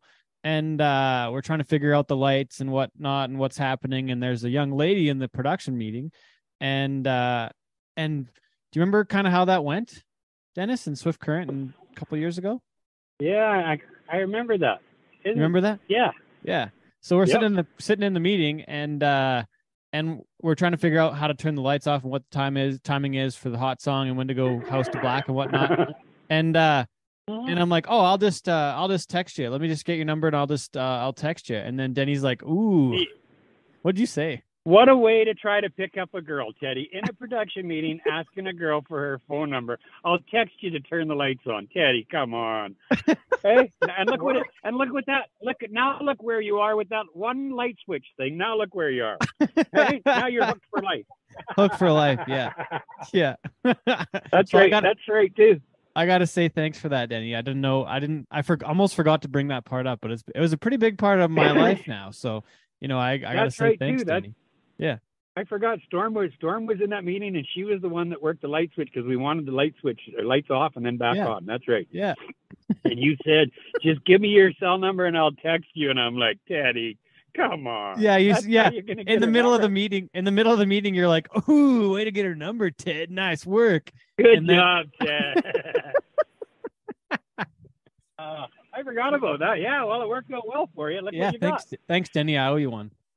The only thing I got on my cell phone from Denny was his dentures sitting on him in Leduc. No, I can tell you something with you there, buddy. I remember you leaving your phone in the announcer's booth one time on open, and I think I got hold of it. And didn't I want to be just like Dennis Halstead when I grew up? He's my hero. On Facebook, yeah, you got him so good. Yeah, he left his phone open. Well, never do that again. That reminds me about another thing I wanted to get to, Denny. There's so many miles in between all the places, and there's so many great rodeos, and I kind of wanted to ask about what some of your favorite stops were and why. But I also got to ask, like, what are some of the wildest shit that's gone on the road while you've been away, or like on the way to another one, or did you get stuck somewhere one time in a snowstorm, or like, what about the stories on the road? What are some of those highlights and lowlights? Yeah. I mean, when it comes to the traveling, buddy, I've been in some ugly, ugly weather in my career. No question about it. I mean, that's just part of the traveling. And I mean, you can't stop. You got to go. Very few times have I ever been stranded and stuff. But no, I mean, it's like the stories we've been talking about pretty well the whole day. There's so many things that happen on the road. That's what makes our sport so unique. It's a family. It's fun. It's the stuff on the golf, on the golfing and stuff. There's always something that happens there. Sitting around the trailers at night, just kind of hanging and kind of stuff. There's always something that happens there. So yeah, I've been, like I said, I've had a lot of stuff. I've had a lot of stuff on the road. Most times because I get knocked out twice a year, I forget half of it. What's your favorite rodeo, Danny? Or favorite rodeo. There you go. I don't think I can say just one, to be honest, because like the Royal Easter Show that I just do, it's so surreal. It's probably one of the most unique rodeos I've ever done, and I've worked Calgary 8 times. And it doesn't hold a candle to what Calgary has. But and then there's Pendleton. You know, I've been fortunate to be to Pendleton twice. Pendleton, again, is one of the most unique rodeos in the world. I mean, I always tell people, Calgary's a show, Pendleton's a rodeo. If you want to see a rodeo, go to Pendleton. So, you know, that's kind of, and then my 4th of July show, I've been to Belle Fourche, South Dakota, probably 10 times now on the 4th of July, and I just love Belle Fourche. It's cowboy country, and on the 4th of July, it's pretty wild. So, you know, that's my place for the 4th. What are one or two or any, or maybe there's none that you haven't worked yet that you still want to, or you want to, but you maybe don't think you ever will, or what it might take, or maybe you had a falling out with the person doing the hiring, or, you know, what are some that are still on the list? I wonder about that. Canadian Finals. Hey, you worked a couple times. 6 times. Yeah, actually 6 times I worked it, but it'd be nice. I mean, you know what? I'll be honest. I'm no different than a cowboy or a cowgirl.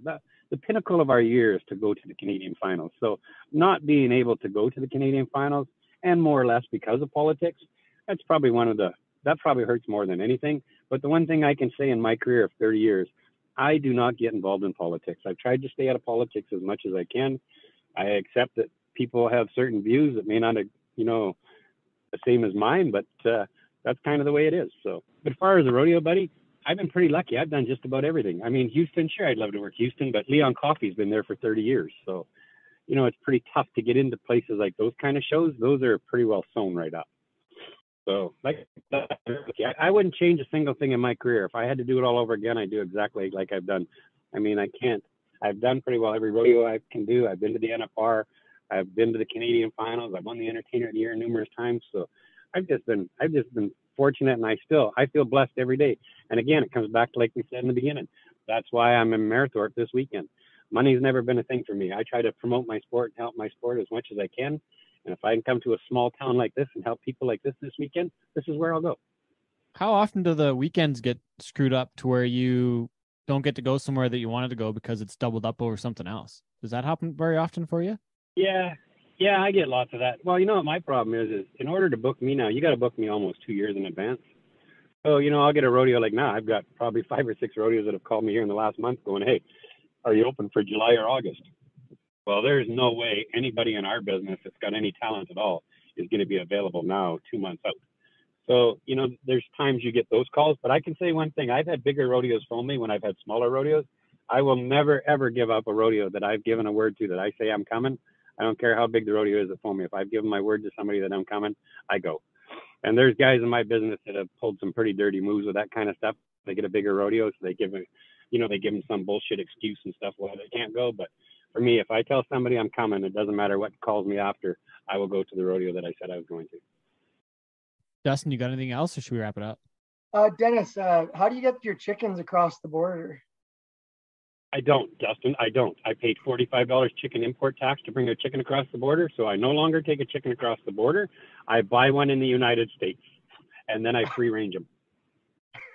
You just let them out and in northern Montana, or what? I'll tell you guys a good story.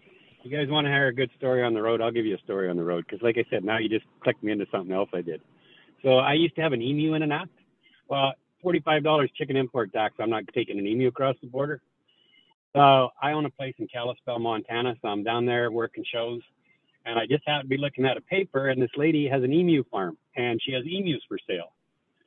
Well, I needed an emu in the market. They used to be, they were quite expensive, but the market fell off them. So anyways, I phoned this lady, and I said, I just wanted a small, medium one. I didn't want a big one. She said, not a problem. I got one, $50. So I bought it.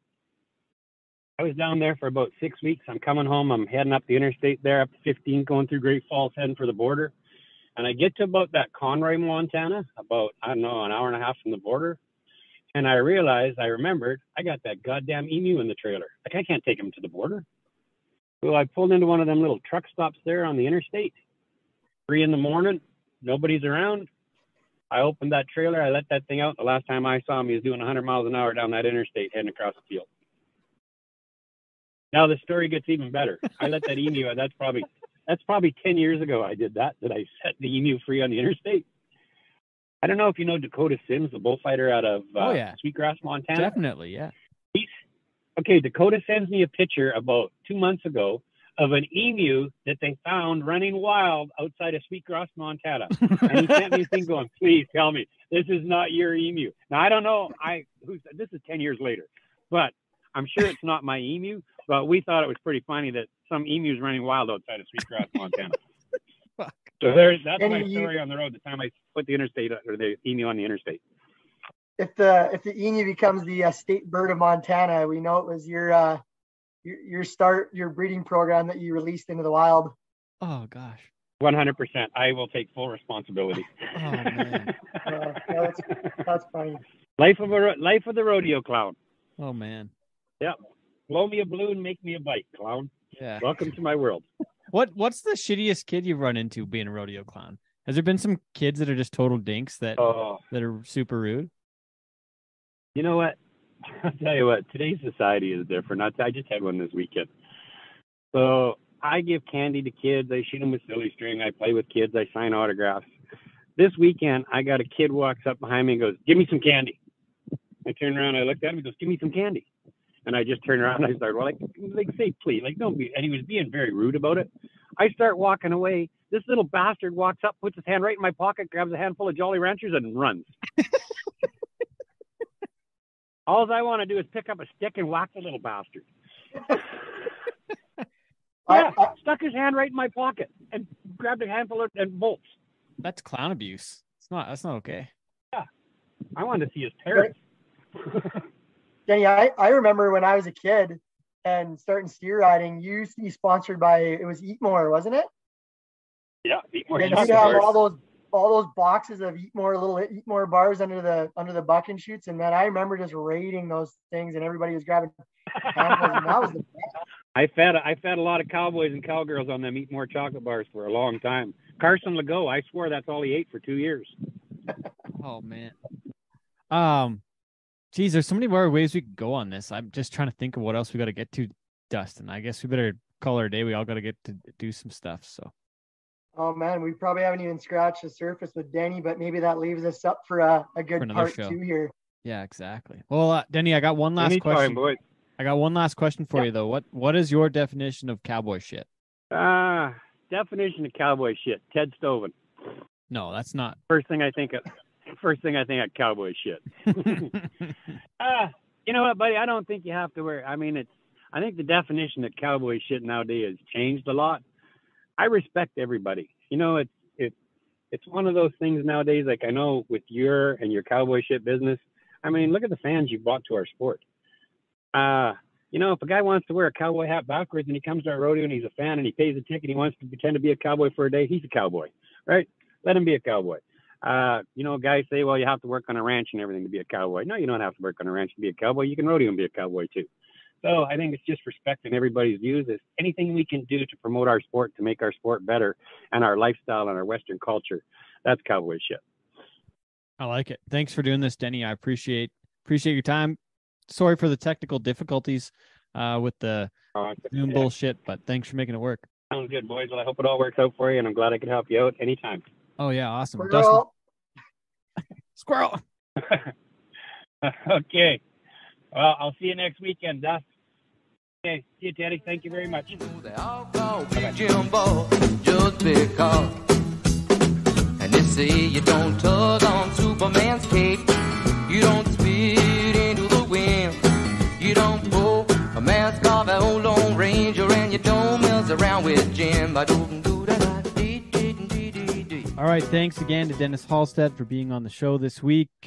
He's kind of a guy that we kind of had on the list, but just never really put down, kind of thing. Like never really got him on the show. But I'm glad it worked out. I'm glad you could help do the interview, Dustin. There's a lot of fun, and like I think you guys have worked together probably more personal than I know. Like Denny and I haven't done a ton together lately, but we used to do like air duty with the three of us and Dave. And then I remember doing CCA finals with Denny, and I think one of the only ones I worked with him last year was in Armstrong. So I don't get as many reps in with him, but you guys have done a ton of purse together. Yeah, we worked together quite a bit. I've been fortunate in that respect. So, for me, it's kind of funny. We were talking about like, some of the acts that he does and things like that. And for me, I feel like, I could probably put on his clothes and do his acts because I feel like we worked so much together and kind of gotten so much chemistry. But it was kind of interesting. We were talking about like, repetitiveness and not getting through. And he mentioned that he goes through a whole rodeo weekend or does events without having to use the same material. But what's your thoughts on that? Because I wasn't so sure on that. Yeah, I don't know if he had like a little bit of goldfish syndrome on there or something, or maybe I don't know if he's using too much recreational cannabis in Canada now since it's legal, or I don't know if it's memory erasing or what, but like, yeah, like I think there's a lot of the similar stuff that gets used over a weekend. I don't know if it's just because of the timing on it. Like maybe it's just maybe it's the wind chill joke about the marriage and then the hot dog and the lifesaver just because we've heard it so much. Maybe like we think we hear, but I feel like those ones kind of get used almost every perf at some shows. I guess sometimes. those would be more like catchphrases or like maybe like kind of hinge lines. Like one thing I will admit is that I think out of any clown in Canada or maybe anywhere I've ever seen, Dennis has such a deep toolbox of acts. True. Like there's some acts where I've seen them like once every 3 or 4 years. True. And they're really good. So that's one thing I would say that he's really good at changing up. I mean, jump in the tub or doing Jimmy the Flamethrower, but he's got some really acts that are deep where some guys like, not knocking anybody. They just use the same acts because they only got 2 or 3 over and over again. True.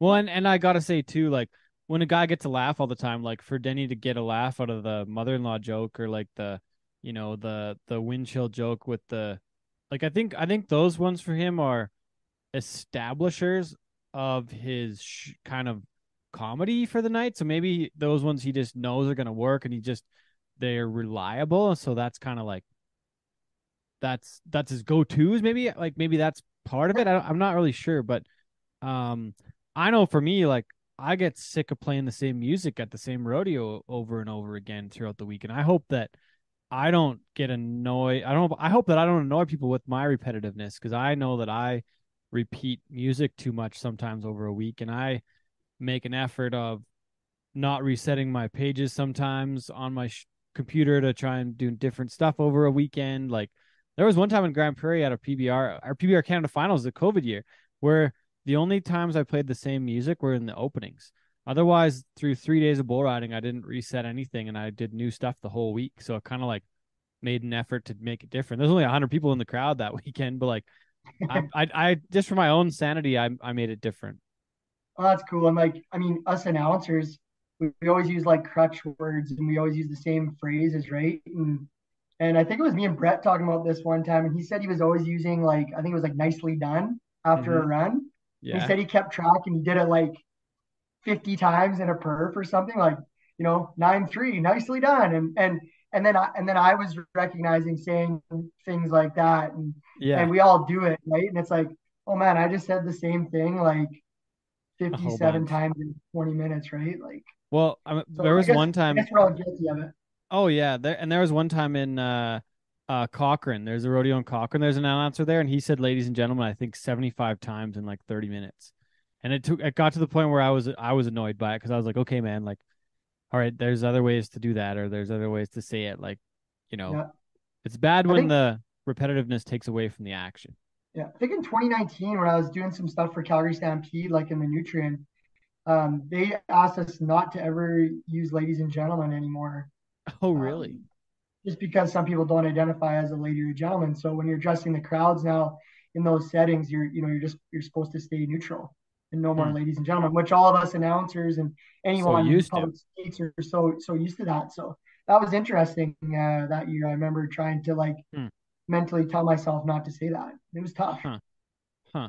What are your thoughts on that? I think we've gone way too fucking far with all the bullshit about. Yeah, it's tough. I mean, it's kind of the world we're living in, and I mean, at the end of the day, there's some people who, when they told us that, were like, I'll never do that. And for me, at the end of the day, it was just changing 2 words, and it didn't affect my day. But that makes sense. I mean, so it's one of those things, right? It's a fine line, and yeah, I mean, I don't get too hung up on it one way or the other, and the people that were paying me told me not to say one thing and say another, so I elected to do that, so I got a check. So What was the alternative now? I forget what it was. I think it was just like rodeo fans or Oh yeah, that's true. Stampede fans or all of you in attendance. Like they actually had a binder, I think, with some stuff in it that you could Okay. kind of use as your crutch to welcome people in. Okay, that makes sense then. Yeah. Nice Yeah. of them to do the homework that way to give you some Yeah. options. I did want to ask you one thing, Ted. And I love Denny because Denny has no filter and he has no problem talking about controversy or his fines from Armstrong or things like that. You and he both have roles at the Canadian Finals Rodeo, and obviously Denny does not due to the fact that they don't have a clown. And he said that he thinks it's bullshit that they don't have a rodeo clown. I was curious what your thoughts were on the CFR not having a clown or having one. What's your opinion? Well, there's a couple things here. So, one thing Dennis mentioned was membership. So Dennis Halstead is a member of the Canadian Pro Rodeo Association. He's also a member of the Professional Rodeo Cowboys Association, the PRCA. Music directors are not members. Announcers are members. Big screen operators are not members. Camera people are not members. Like secretaries, timers, they are members. And there's all different awards for all the different people. And I think that's cool and all. I think that we are paid personnel, number one. So we, take the job or leave it.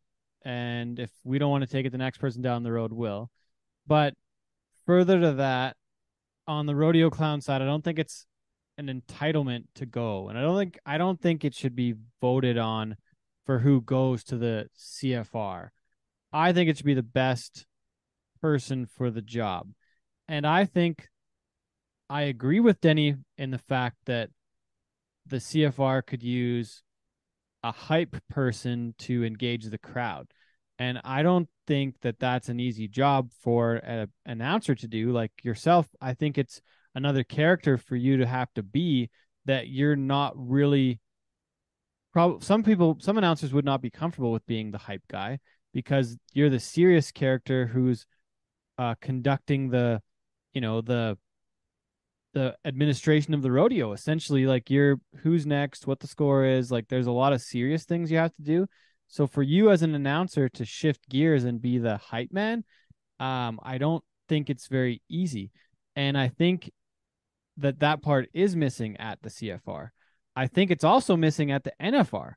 The NFR is great content, but I think the NFR could use some more crowd engagement and a little different format to the show. So I agree with Denny in the fact that the hype and the structure of the performance could be different.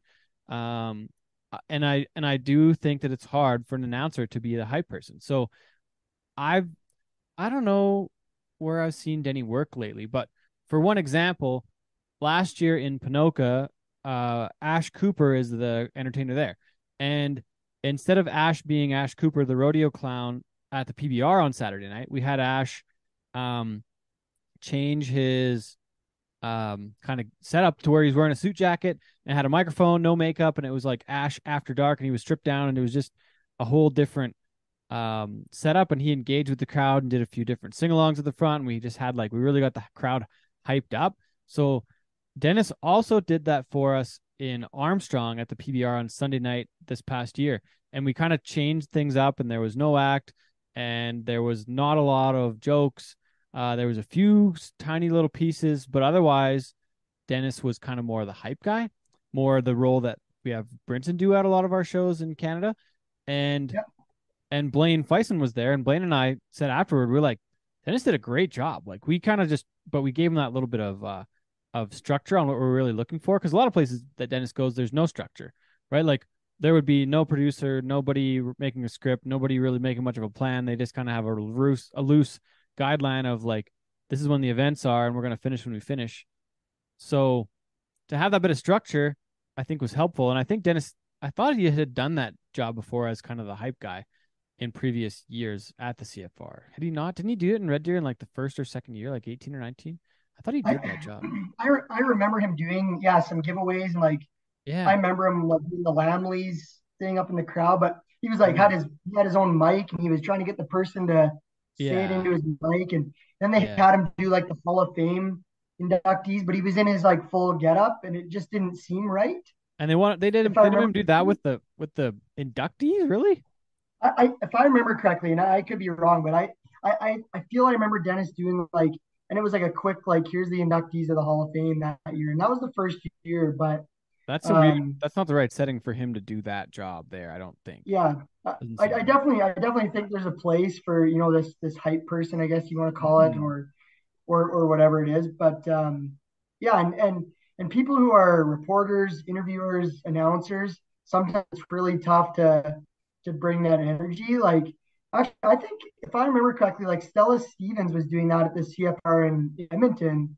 Like they get her on Back the in the day, mic up yeah. in the crowd, and I thought like things like that were really cool, right? So and I mean the NFR clown there doesn't even get a mic, right? He's literally in the barrel and that's it.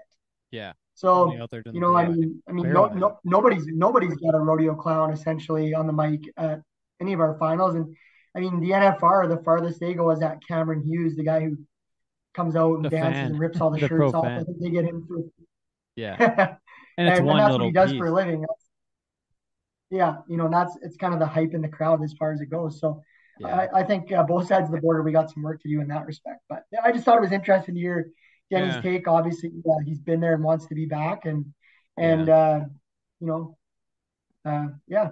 So I think that if I was going to make a comparison, the NFR, the production is great as far as the competition being very, very fast, but the in-house atmosphere is only good when the content is really good. It's similar at some other rodeos. And then my comparison, though, would be a Calgary Flames game. I think the production at the Calgary Flames, as far as like producing a hockey game, they produce a hockey game in a timely manner, and they scrape the ice at the right times, and they announce the players at the beginning, and like they produce a hockey game, but they don't add any entertainment. Where the NFR is strictly content focused, and I think the strictly content focused shows are lacking now because everything else is so much more on the entertainment side. Where even our PBR shows, I think I've been over this before, but like we had a show in London, Ontario, and 4 years ago now, 2019, we had 4 rides the entire night, but everybody in that building still had a friggin' awesome time because we still put on a good show. So I think yeah, that part's and important. now we're so used to getting entertained at these other Yeah, events yeah, that that's the standard. Like now I go to a Flames game and I'm like, it's well, this boring. isn't as good as Vegas, or this isn't as good Yeah, as it was in Florida. Like, exactly, um, 100%. I mean, you talk about content based. When I was out in St. Pete, that was one of the wildest night produced rodeos, and they had the video mapping on the dirt, and it was crazy. Yeah, And like the highest score ride was like a 79. 71 point bull ride, Yeah, you exactly, know. right? Doesn't matter. They're But still gonna have a great the time. content didn't matter, but the show was spectacular, Yeah, and yeah. So there's been CFR perfs that really need the help because the content isn't great. But then you have nights like last year when you had that crop of bronc riders yeah, breaking arena records, and yeah, Colby and Zeke or Cole and Zeke were breaking records, and it's totally insane. And you're like, yeah, you wouldn't have remembered if there was a clown or not because yeah, exactly. rodeo was so good, right? But Yeah. we don't have that consistent enough over 6 performances, I don't think. No, That, I'm with you. yeah, I'm with you. but So yeah, I think we got to focus on the entertainment side. So I think in that sense, Denny is right. And I'm not knocking the CFR production either. I think the rodeo there is they're doing a tight show now.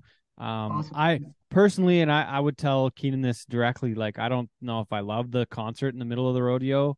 I can see where they want to have like sell some more beer in the middle of the show, but I'm not sure about that. I think there's a few small things a person can sprinkle in during the show with that hype person, or a couple crowd engagement pieces with the hype guy that helps change the atmosphere inside the building. And I just don't think you need to put a whole halftime show on. I think it detracts from the rodeo. I think that kind of stuff should be before or after, mostly after. Yeah, and the NFR, I think they always do that concert kind of like during the grand entry or the opening Yeah, it's ceremony. like 2 or 3 stuff. songs. Yeah, it's not very But long. I really had to hand it to Red Deer for like taking some chances on the production. Oh yeah, Because 100%. you think of how many years like no one's ever even seen anything like that during the middle of the CFR. I mean, True. one year we had stock dogs going on in the middle of the CFR and things like that. But yeah, I'm excited to see where they go with it. Like you say, the production's in good hands and people that'll take 100%. So I think that's a good sign, right? Yeah. And like it's still a great show. They're still doing a great job. Like I love that we still have the Canadian Finals Rodeo and it's in Alberta. I think that all the ancillary things going on now, like I love doing the buckle presentations in the evening. I love doing the show in the daytime.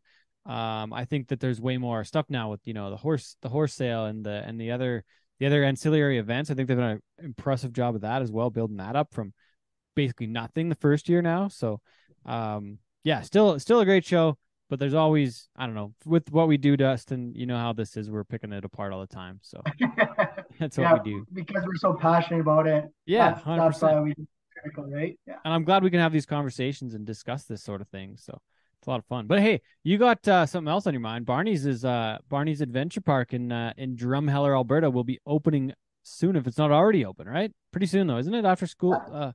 Yeah.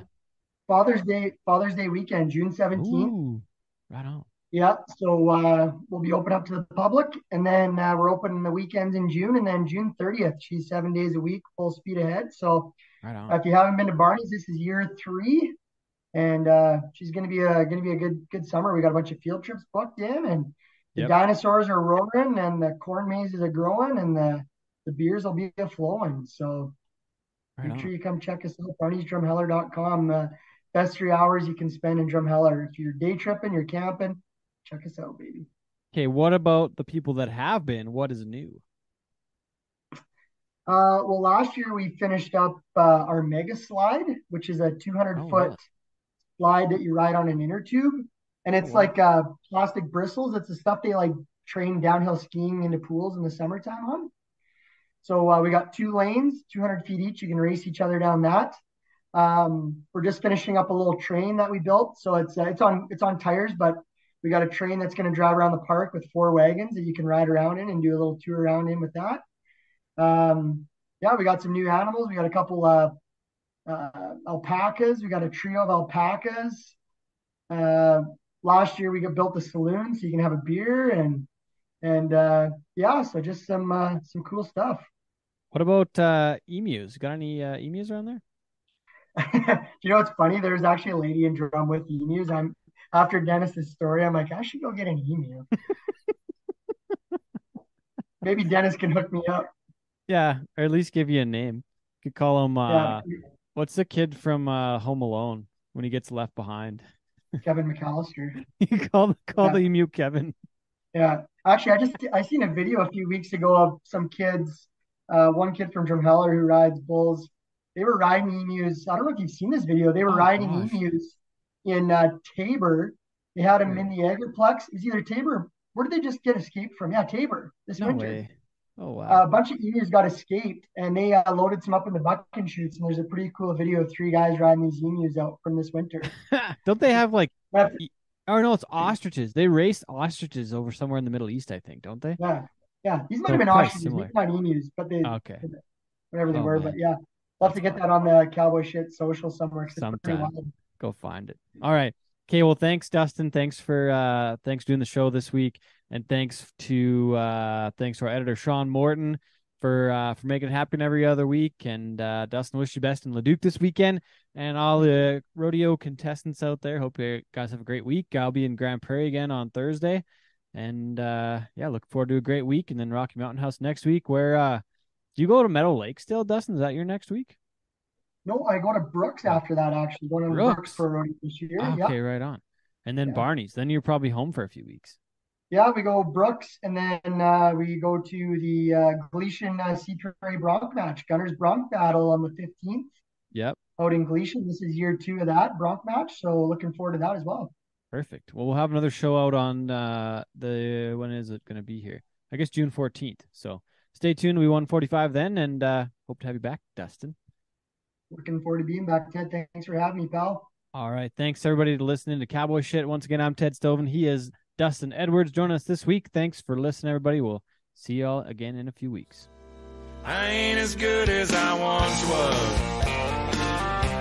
I got a few years on me now. But there was a time back in my prime when I could really lay it down. And if you need some love tonight, then I might have just enough. I ain't as good as I once was, but I'm as good once as I ever was.